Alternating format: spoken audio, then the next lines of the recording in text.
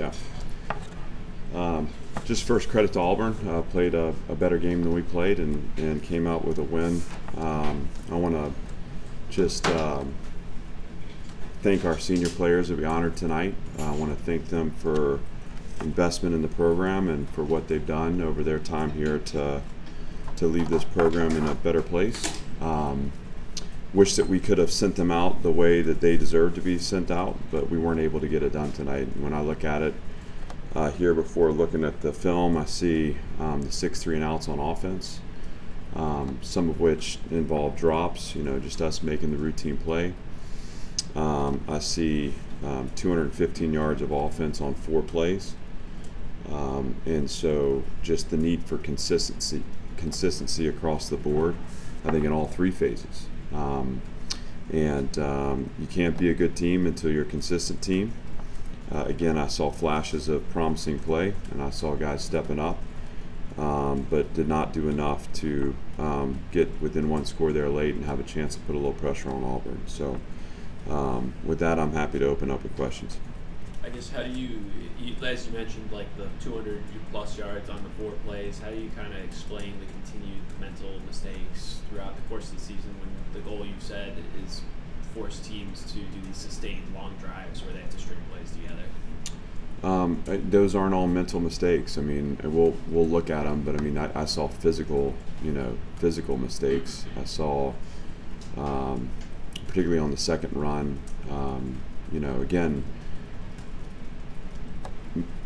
most times you don't have to play a perfect game to down the ball, and there are going to be times when a team is able to move you or root you out of a gap where it gets into your second and third level and you down the ball. And we didn't down the ball in the second one. We had 2 opportunities that I saw to get that done. And again, that's us needing to play better, play within the structure better. The first run, to me, I've got to look at, but there's 7 people to block, and we have 7 people to fit. And there's on the boundary side, there are three guys for 3 gaps, and I think it hit in the field A gap, but it was a weak side zone run play, so we have to be on edges and be playing in our gaps. Ultimately, when you get a breakout like that, you need to have someone layering the defense to down the ball, and we didn't have it, and it got out going fast, and we weren't able to track it down. The long pass that went for a score, I would say, would be a little bit more of what you're talking about in terms of mental mistakes. They motioned down to a cut split. We're zoning off in quarters coverage, and we have to understand DeRicky takes the over, and Trudell's there to play the 7 cut, and we had a young player just kind of get out leverage, chasing inside and get beat. And again, I think obviously in the grand scheme of things, in this game, those things make all the difference. But you isolate one side of the ball, and I think you tell only part of the story, right? It's again, you possess the ball on offense, you force their offense to stay on the sideline. If we're able to score points offensively, and you just change the whole landscape of the game. So right now we look at this and we say, we need to play a closer to perfect game defensively. Certainly there's going to be opportunities for us to clean up, but this to me is more about 3 phases interlocking and just playing a more complete game as a team. Would be my feeling. A few moments before Bryce Cowan's pick 6, you know, 3rd and 20. Can you just talk about why you decided to run the ball? I know you ended up hitting them back on the 1-yard line, but you just walk me through that. Yeah, sometimes, and again, we've talked about this all season. You have to make good decisions with the ball, and so it's not uncommon with 3rd and extra long that you're gonna run the ball to secure possession and put your punt team out there. I mean, that's what you're doing. When it's 3rd and manageable, or you feel like 3rd and convert, you'll have an opportunity to do that. We also feel like anytime we can pin the opponent back, again, possession of the ball is critical. You force that ball down the field and you throw an interception, we're having a totally different conversation. So it's a conservative call, but it's a call that's meant to play for the next possession.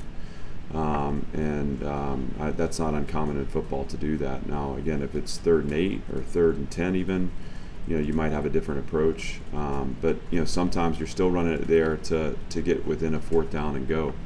I was pleased with the complementary element of that decision and how that ended up playing out for us.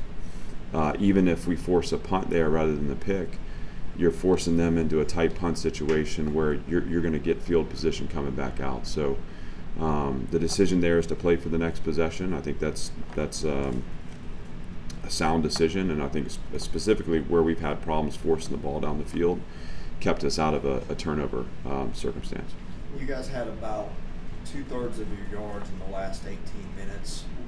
Do you think you guys called the game too conservatively early, or was that just yards are easier to come by when you're down 24? I think there's probably somewhere in between. I think there's a reason to want to get the ball down the field more early. I think also, in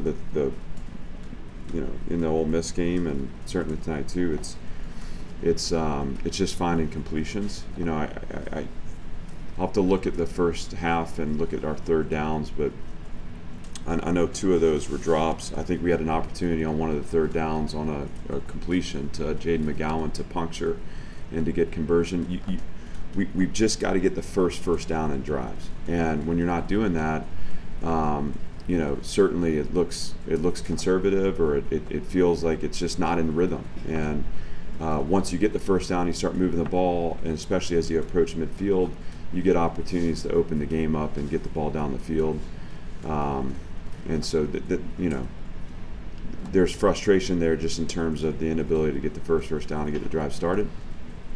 But I certainly thought that, again, the way we moved the ball late, I thought Ken made good decisions up until the interception. He was able to get some yards with his legs too, which is nice to see. And we're going to look back at the first half and in the early going of the 3rd quarter, and just we're going to find ways to play better. What are you seeing from Langston Patterson over the last couple games, the last few games? We're seeing a young player emerge as a dynamic player. I mean, I think his play in the 2nd drive defensively, immediately I felt like kind of started to change, the momentum back after we absorbed that long run. He's a good football player, and so I'm pleased with how he's progressed, and I want to continue to see him progress. And again, he's still early in on his career with us, so excited about what lies ahead for him. What was the thinking on 2 quarterbacks? We feel like we have something in Walter Taylor that can be a difference. We feel like he's a guy that both in the immediate moment, but also in the future is going to be a good player for us, and it's just again, it's a way to maybe open up a run game. It's a way to create the defense to defend all 11, a situation where they have to defend all 11 positions. We wanted to get eyes on him, and he's earned the right to be out there. Obviously, we didn't use him as much as we used him. I thought Ken played well. We had a chance on a throw to JB that we just missed a little high. There's probably more out there for Walt, but tonight was Ken's night, and I thought Ken played pretty well. You mentioned 3rd down. You guys were 0-7 in the first half on 3rd down and 2 for 14 ultimately. What's been so difficult about 3rd down, and what do you point to as the coaching point to fix that moving forward?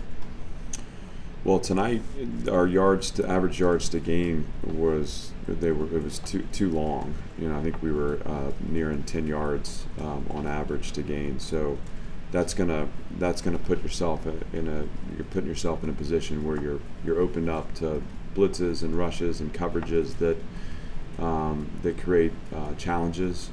Thought we had trouble in protection at times tonight. We'll have to look at the film. I thought there was a little too much pressure in those moments. But again, I look at it too.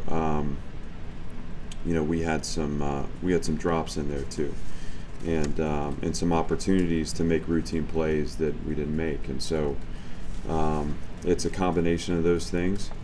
And we're going to have to look at it holistically and find a way to move and improve and get better. Was it your original plan to play Ken for the majority of the game and only use Walter on those few drives, or was that an in-game flow thing? We wanted to get Walt some time. We wanted to build that into the plan, and I think it was just it was just a matter of what we felt like was opening the offense up the best. We were never really able to get the quarterback run game going with Walton there, and so that was something that provided a spark to us last week, and it wasn't there tonight. And again, we felt like Ken had what we needed to get the ball in play and get the ball moving. We found that rhythm a little late.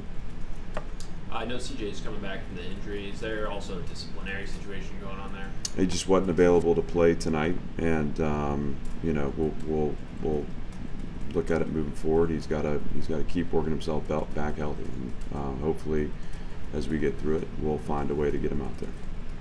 After Will Shepherd dropped the 2 punts, were you planning to go to Jaden McGowan after that, or was that decision made in the game? That was just a response to kind of the mishandling of the punts. Will's been consistent for us back there, but just felt like it wasn't his night tonight, and we needed to make a change to get possession of the ball. That's the number one priority there. And Jaden was able to actually create some explosive play back there, and I was pleased with that. Again, going back to handling the punts, the one that we mishandled, I think, put possession inside the 10-yard line to start, and that's always a situation where your mistakes are amplified when you're backed up that way. And so again, Jaden came in there, was able to provide a spark in the return game. He did it as a kickoff returner too. I was excited about that and want to see more of that moving forward. Clark, along with Mason Patterson, several of your Nashville area guys that are young guys are starting to show some promise. Junior Sherrill, Brian Longwell, London Humphreys. Has that been a point of encouragement for you guys that some of these local recruits that you brought in are starting to pan out? Yeah, we feel strongly about first of all the talent level here in our footprint, and the guys that are in this program that we've recruited here locally. We feel really good about them, and to see those guys having success is a silver lining right now for us. We got some young talented people that are stepping into to some good performance. Again, we have to put it together as a team and to be more consistent as a team, but certainly encouraging to see those guys having success here early in their career. What have you seen from AJ Newberry in the last few weeks? Well, he's got the ability to break it, and we saw that today. It's exciting to I thought he and Seti both at times looked really good running the ball, and AJ had the long there of 29, which to me was you saw him hit the accelerator, and he can run. So he's just, this is his second game playing. We'll keep seeing him here at the end. Obviously, he's saved a redshirt year. It's exciting to see what he's capable of, and we want to keep bringing him along. He's got a bright future out of him. Anything else? Thanks, everybody. Thank you.